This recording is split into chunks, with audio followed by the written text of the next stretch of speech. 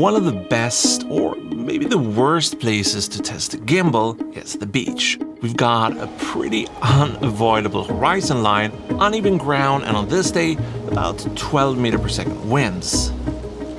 Today we're at the beach checking out the new Crane 4E from Zhiyun. Right now we got the Sony A7IV with a Ergonomics 65mm anamorphic lens and a follow focus motor here. So far it's been working great except for this janky little monitor mount or contraption I got here, which kind of failed in the first couple of minutes. So I started this video back in April and it's now August, and don't ask me why or what's taken so long, because I don't have a great answer for you.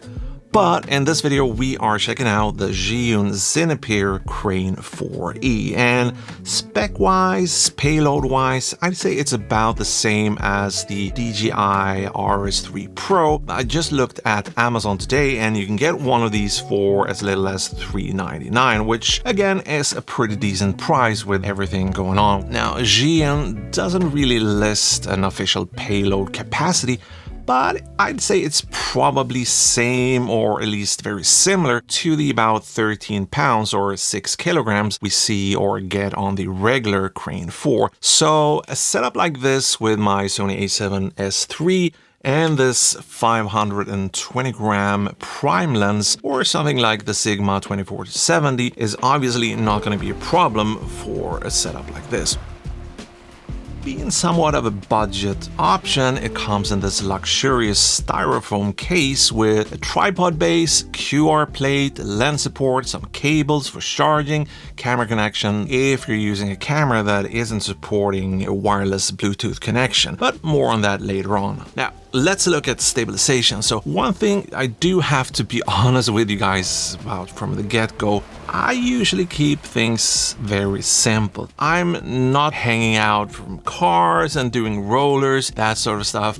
I use my gimbals for pretty standard stuff, you know, walking, tracking shots. But as you saw in the intro of this video, the conditions where it's been tested were pretty extreme, so I think it added a bit of extra strain. Still, I was actually pretty surprised when I looked at the test footage. As you saw, I was using the Sony A7IV together with the Ergonomics 65 anamorphic. Normally, this combo with the A7IV and the anamorphic lens isn't your most ideal setup because of the rolling shutter on the A7IV, but on the test footage, and I even did some running tests here, everything kind of looks very, very nice and smooth, and I can't seem to find any direct artifacts except for me bumping the gimbal here and there when I was shooting underslung, but that's not on the gimbal, that's on me.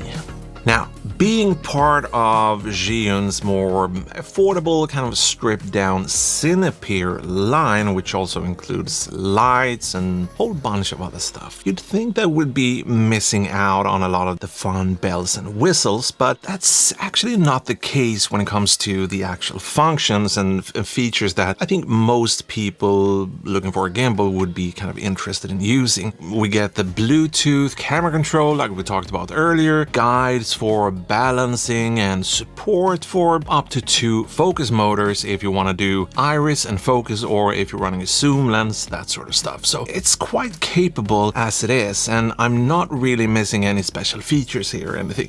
The only thing, I'm gonna release the little lock here, is that I believe the regular Crane 4 has one of these little fill lights right here. I usually call them mugshot lights. So right now we got the Zhiyun follow focus motor up here. You can actually do 2 motors if you want to control iris or if you have a zoom lens, that sort of stuff.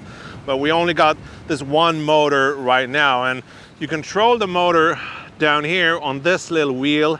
Kind of semi-finicky before you get used to it, but I think it actually works quite well. See if you can see the wheel turning here. Now, one of the most boring words is probably ergonomics. The grip here, in my opinion, works really well. As you probably can tell, I'm a southpaw, so semi-ambidextrous. The handle actually feels very comfortable in my right hand and in my left hand, so no complaints there. But I would like to point out that right-handed operators are probably gonna feel just a tiny bit more comfortable. I don't know if I was out of focus or in focus when I talked about the handles and the wrist support here. I think I was in focus. Great for right-handed people, not so great for left-handed people. Now, even if you're a complete newbie to gimbals, I don't think you're gonna need a manual to get things going. It's super easy to set everything up. There's a nice little touch screen here at the back where you can navigate, scroll up and down using your fingers. Now, if you want to turn this into a vertical rig, all you got to do is unlock this little lever, slide it out, and there's a little safety catch here.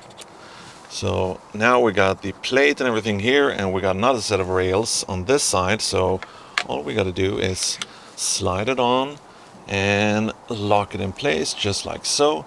And now we have our handy dandy vertical rig.